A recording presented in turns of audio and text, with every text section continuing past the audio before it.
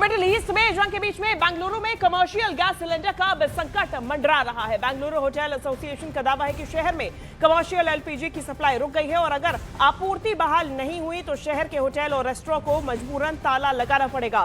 Bengaluru hotel association ने एक दिन के लिए पूरे शहर में होटल्स बंद रखने का ऐलान किया। ये जानकारी सामने आई, इसकी आज बेंगलुरु में भी नजर आई, जहां पर इस पूरे जंग के हालातों के बीच में बेंगलुरु में कमर्शियल गैस सिलेंडर का संकट मंडरा गया। बेंगलुरु होटल एसोसिएशन का दावा है कि शहर में कमर्शियल एलपीजी की सप्लाई रुक गई है और अगर आपूर्ति बहाल नहीं हुई तो शहर के होटल और रेस्टोरेंट को मजबूरन ताला लगाना पड़ेगा।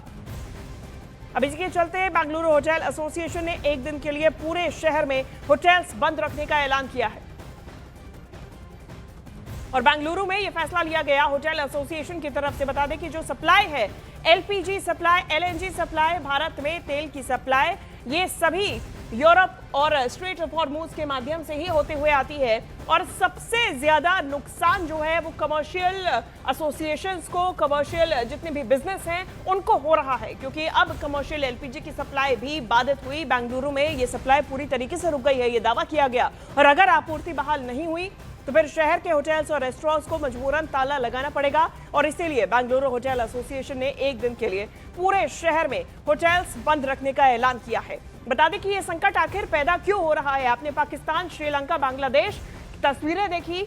अब कमर्शियल एलपीजी की अगर बात आई तो बेंगलुरु में भी इसका खतरा मंडराया। वो इसीलिए है क्योंकि स्ट्रेट ऑफ हॉर्मुज बंद है और ऐसे में यहां से जो दुनिया का सबसे ज्यादा तेल आयात निर्यात, एनर्जी आयात निर्यात होती है, वो ठप पड़ गई है और इस जंग की वजह से खास तौर पे जो एशियाई इलाके हैं जहां पे सबसे ज्यादा तेल का सप्लाई होता है, चाहे चीन हो, भारत हो, तमाम एशियाई देश हो, पाकिस्तान हो, श्रीलंका हो, बांग्लादेश हो, यहां पर संकट मंडरा गया। और बड़ी जानकारी, एलपीजी की कमी पर तेजस्वी सूर्या का बयान सामने आया। तेजस्वी सूर्या की तरफ से कहा गया कि पेट्रोल मंत्री की तरफ से जानकारी दी गई, कमी खत्म करने के लिए हाई प्रायोरिटी रखी गई है और इस कमी को खत्म करने के लिए लगातार काम जारी है।